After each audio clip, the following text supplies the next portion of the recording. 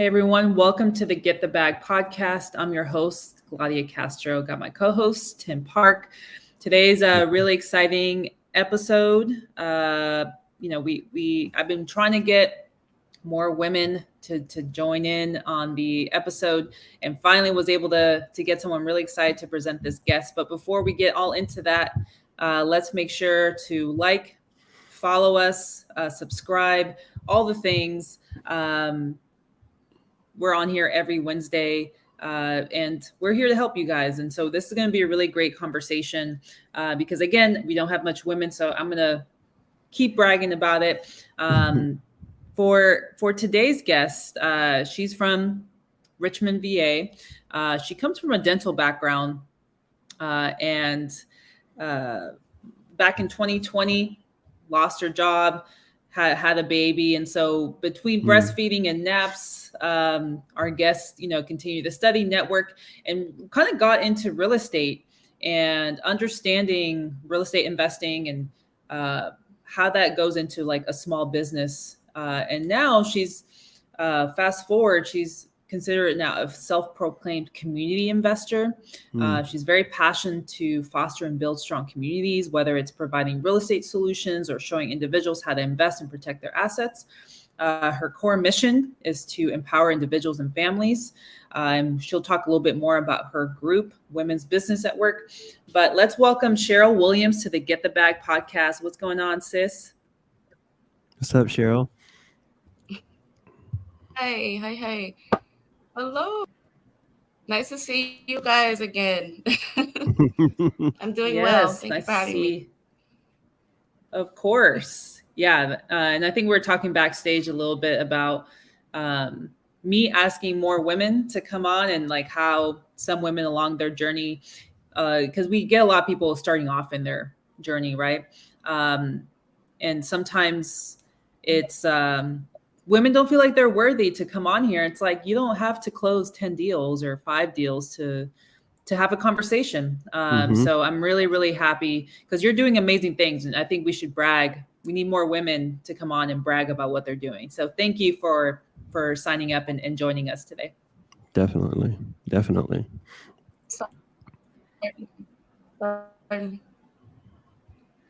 Awesome. So tell us a little bit about yourself. Is, Cheryl. my story. I'll just Yep. Yeah, we have there's a I'm gonna just jump in where I can. I don't want to try just to jump in. Off. Just we go have for a it. little bit of a lag, but we'll get through it. Yeah. Okay. All right. So for one, I preach. I'm to tell a bit about myself. 2020 was a transitional period for safe to say everyone. During that time, I was working, in my previous career at the state level. We were working in the school system with the, underprivileged population, giving, free oral healthcare services and things like that. But during that time, they shut the schools down, during COVID. And we pretty much, our whole schedule was just, brought to a screeching halt. So there wasn't any work there because also the dental practices were on delay as well. So pretty much, at this time, I'm in my 3rd trimester, and I'm asking the doctors, the midwives and things, about this COVID situation, and they didn't really have, no one really had any clue what the heck was going on, what the implications were health-wise, much for a pregnant woman. So, I speak, for my husband, we're, he's working, obviously, things like that, but had to just make that executive decision and say, okay, I'm going to go ahead and, and just dial it back. There was no work available, and I'm not trying to put my family and my baby at risk. So we essentially became a 1-income household, just like that. So, sometimes when you're going through something that's very unprecedented, it makes you take pause and take stock of things, where you're at, where really where you're at in life. You're not, like kind of, sometimes we caught in the rat race, going through the motions, right? Get up, go to work, this, so forth. But I decided to, we kind of have a saying here in the South, to jump off the porch and do, and just do, and is just do it. Become, an entrepreneur, because honestly, it is something that was on my heart anyway. It's I've always had an entrepreneurial spirit. Either one, I didn't recognize that. I was too young to really we see as we get older, how we've been put in we've always been doing certain entrepreneurial things or in that vein all along,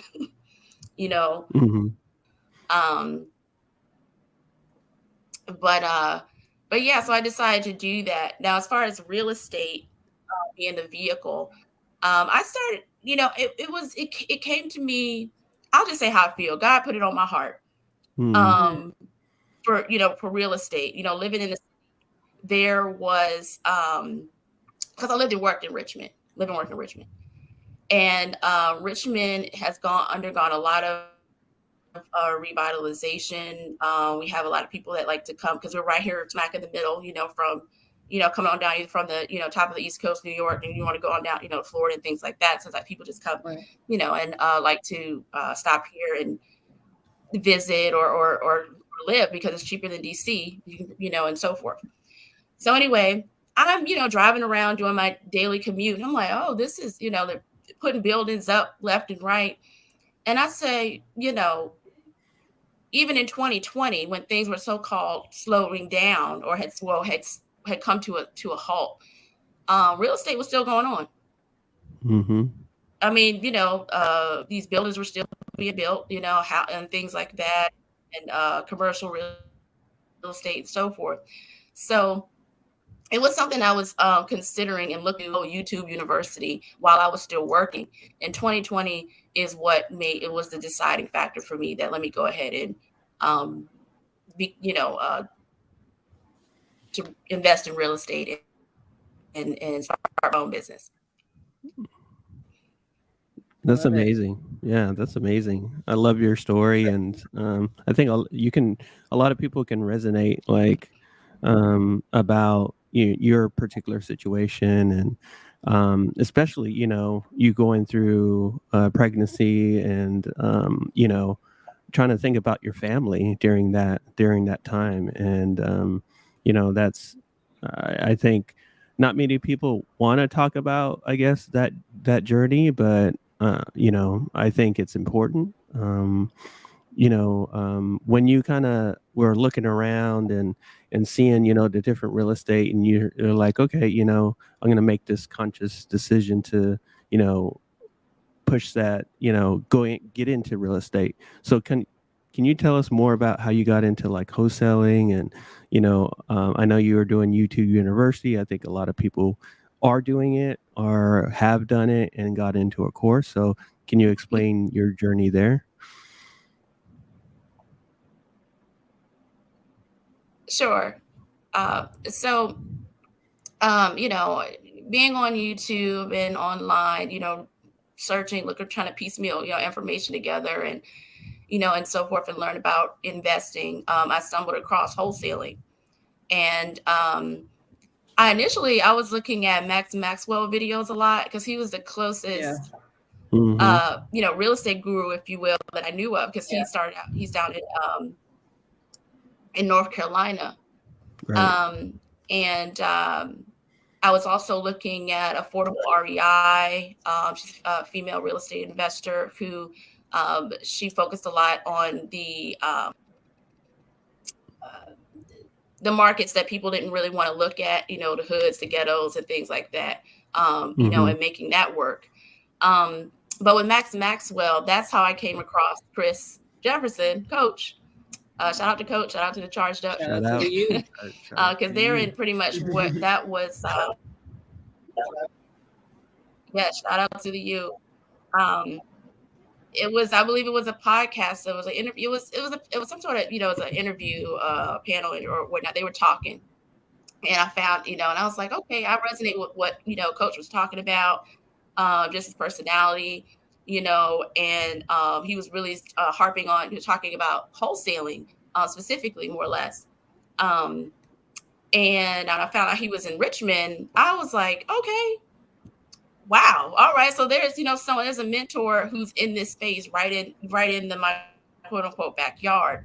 And mind you, I was actually already in my first coaching program. I'm not going to mention it, but it was I paid $1,000 back in late 2020. Yeah, the winter of 2020, and they sent me this big doorstopper book. And I'm trying to, that's what time I was, breastfeeding. I'm a big, trying to thumb through, and they had a weekly, it just to each his own, but that didn't really work for me. It just didn't. There wasn't that. It didn't resonate. That connection wasn't there. So anyway, so I go to look into Charged Up, and I'm like, this is it. This is the mentorship program and the coaching program that I believe is going to really teach me and guide me and give me the leg up that I need to get to to do what I'm trying to do. And I joined in February of 2021. Yeah. Got it. So you've been in the group history for about 2 years. Yeah, the rest is history. So 2 years, a little over 2 years now. How has that journey been? Especially your first year, was it kind of, especially, raising a child, and we have so many women in the U, shout out to ladies of the U as well, who are kind of in a similar situation. They they have a child, whether they have a husband or a partner or a single mother, and they're trying to build their business. How was that first year for you? Was there a lot of struggles? Were you able to close some deals? Talk to us about that and their journey to where you're at now. I'm laughing because that first year, I don't even know how I got through it. It was interesting. I mean, being a new parent, just that learning curve alone. Right. You just shout out to dads, right? And supportive partners. First of all, my partner supported me 110%. Okay. I want to put that out there. So, but aside from that, just personally, I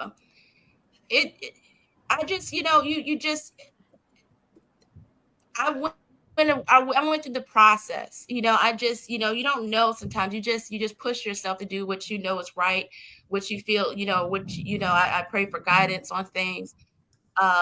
In all of that, getting through the pandemic. We were kind of like in the dark ages. We didn't know. We were just feeling our way, and so there was that, and parenthood. And so with the real estate, I was able to kind of, I found a tether. I knew I needed a mentorship. I knew I needed coaching that wasn't just going to just tell me a bunch of stuff, and take my money. Right. Up is not that. So the first 2 years was the learning curve, and I still, I made mistakes.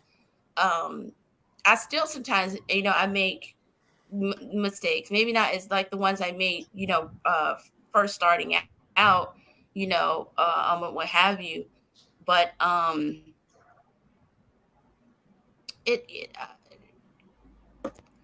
I learned the fundamentals. You learn the fundamentals, and you learn how powerful networking is. You learn when you're in a group setting with people who are from all walks of life, who a lot of us don't have, aren't coming in with real estate knowledge. Like I said, my industry was so far away from real estate. I was in oral health. but it definitely cultivated me, and it gave me that nest, that ecosystem where I could, could grow and flourish and be supported. And we support others as well. That's what's up. I mean, that's amazing. I mean, it's very similar to also my story with finding Chris and the U too. So with that video, with the YouTube video, and then resonating with them, but also really when you get into the group, the U, it is a very supportive and very the energy is just amazing when you're in there. And a lot of people don't realize, like, you're still gonna, like you're saying, you're gonna make mistakes while you're in it. It's not like you join a group and you get into real estate and you're just gonna propel to, like, the status of your coach. It doesn't work that way, right? You're going to stumble, you're going to make your mistakes, and then you just learn along the way, right? You're just getting a little bit of a head start on getting into it, right? And so, like, each person's journey is going to be different. And we did see that you purchased a property, right? So you've been wholesaling for a while. You did a video with Chris, I believe. And can you talk more about, like, that deal and that process? Yes. And real quick, I'll say, it took me 2 years. It took me almost 2 years to get my first deal. And I got discouraged, and when, make it clear too. it took him, it took him 2 years. Yep. So I was like, okay, well, I'm not, okay, well, all right, so, like I said, everybody's process is different, because there's a lot of behind the scenes work, and just sometimes the stuff you have to get out of your own way before you can really start making some headway. But with this particular, with the fix and flip. So as part of our, how we, our marketing is a big part of this business, getting, our leads and so forth. But, just good old fashioned word of mouth. I would talk about what I'm doing with people. I had ran into an old, an acquaintance just out and about. I think it was at the grocery store. And, of course, people ask, how you been, what you been up to, so I was telling her and so forth about, real estate and, what's kind of been going on with me.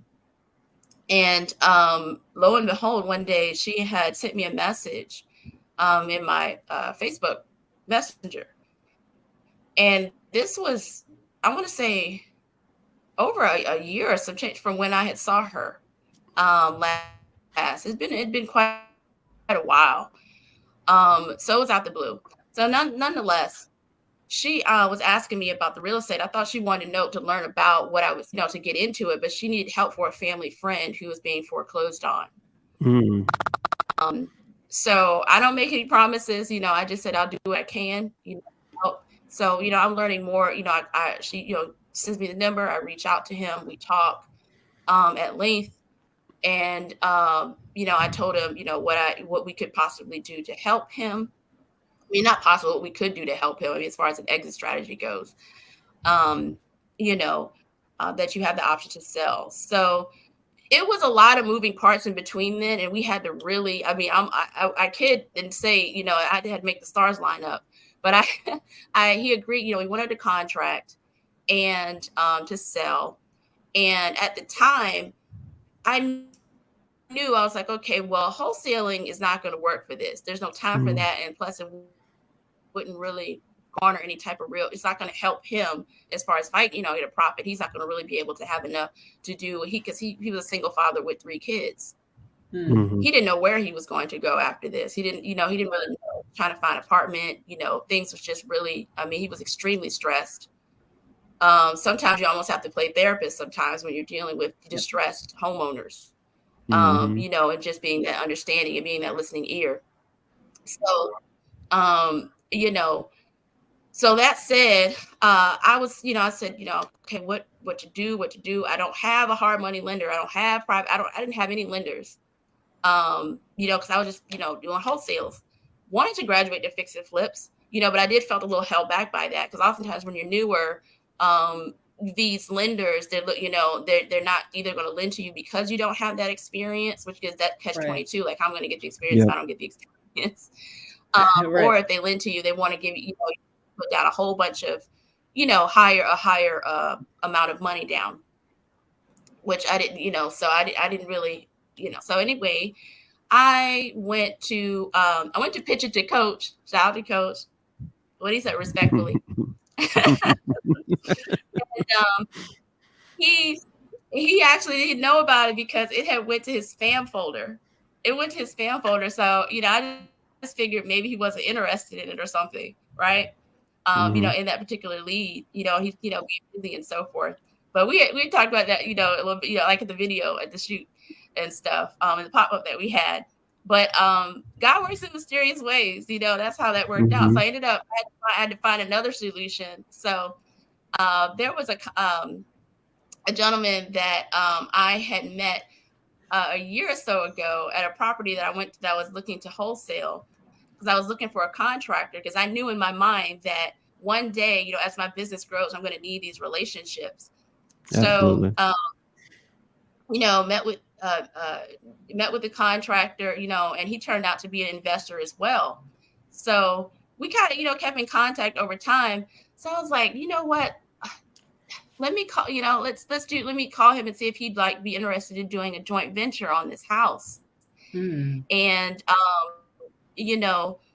share that with him, and he congratulated me on that, and we he brought the private money lender in, because he had done fix and flips as a contractor, and he had those relationships, and so he vouched for me, because of course they don't know me, but they vouched for he vouched for me and my character, and as he's known me as a person, as an investor, and they liked me, and did business, had, put 10, I was able, they 10%, I could afford that, the 10% down. Well, we had the 10% down, my husband and I,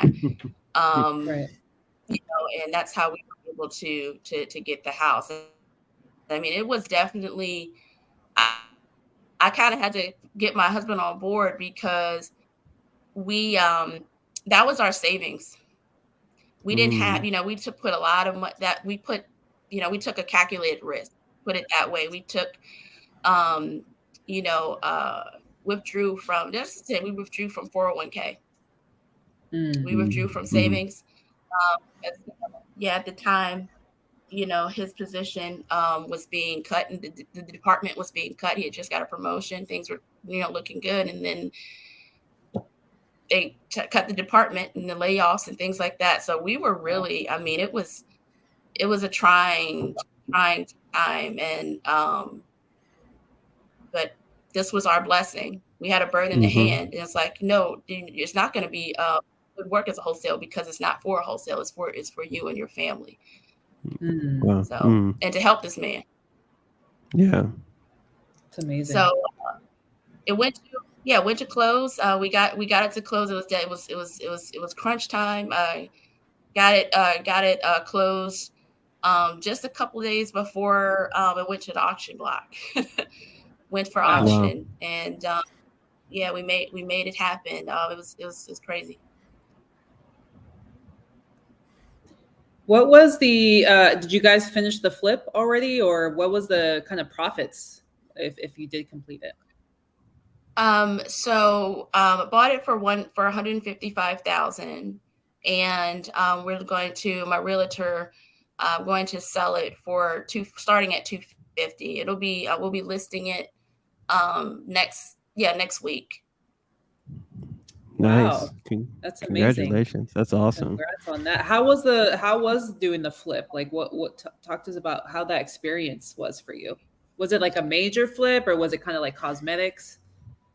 It was an average, a light to average flip. The renovation budget was $20K. And we, because it didn't need a lot. It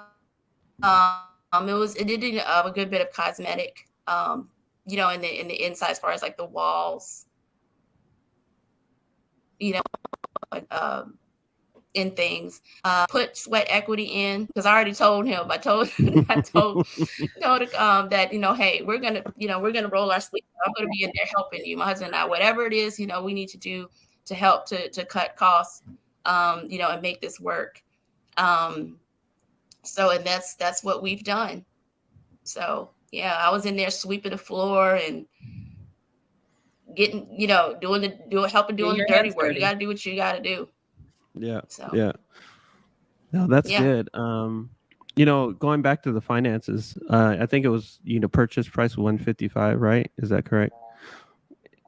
And so you got a hard money lender. So the hard money lender helped pay for the property and the fix and flip, right? The construction for that. Is that, or how did that work for you? Or did your contractor help pay for that?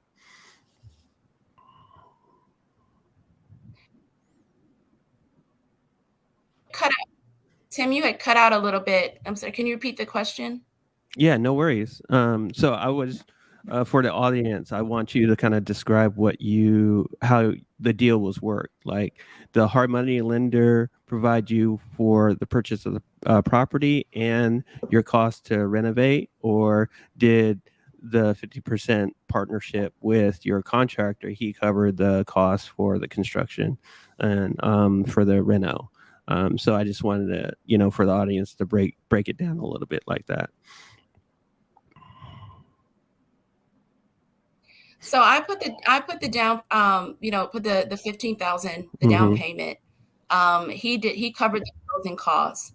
The 20,000 was from the lender, which was used as we would pull as we needed. Yeah. To cover the construction, right? To cover the construction.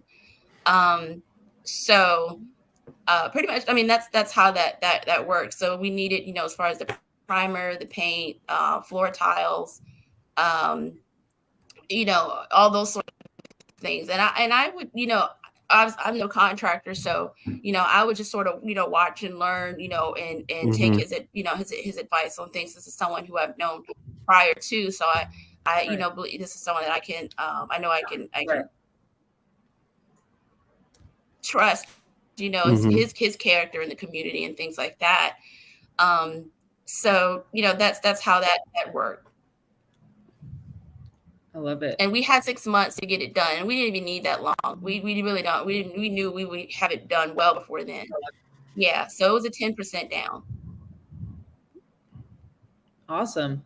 Yeah, I think that speaks that to yeah, it definitely does. Absolutely.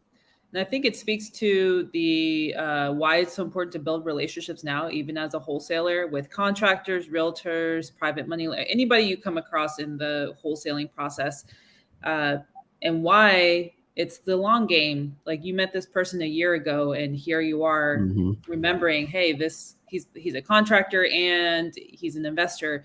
Let me give him a call. So for those listening, like, don't be scared. Like, be okay with partnering up with somebody, especially if you don't have the experience. You have value in acquiring a property, acquiring the deal. Finding the deal takes time. So that's a value add that you can bring to somebody. And I love that how you just made it work. Coach's email went to spam, but you're able to find a solution. So it was just, was meant to be. I guess my question now is, where are you now in terms of, like, well, now that you're in the process of selling your flip, like, how did the term community investment come into play, and kind of how the Women's Business Network also came into play? Like, talk to us about, let's transition into that section of what you're working on right now. Community investing, that was when I went into this, I mean, obviously this is what we do for a living, but there's, anything that I do, I want to have purpose behind, what is the purpose of this, other than, helping helping to putting food on the table and growing us as our wealth as a family. Whenever as investors, I think sometimes we get how to put it, not the short end of the stick. That's not what I'm saying. Sometimes wholesalers we get demonized, like we're just out here just trying to take advantage and and stuff like that. And mind you, in any industry, there's people that's like that. But I do believe that there's a great number of us who do this because we do want to help people, that are in situations that aren't traditional, that aren't necessarily going to fit in this box of, okay, I can just list it, or I can, with a realtor or things like that, and investing, that is two sides to the same coin. Right. So for me personally, when I do this is not only to help me, but this is to help others.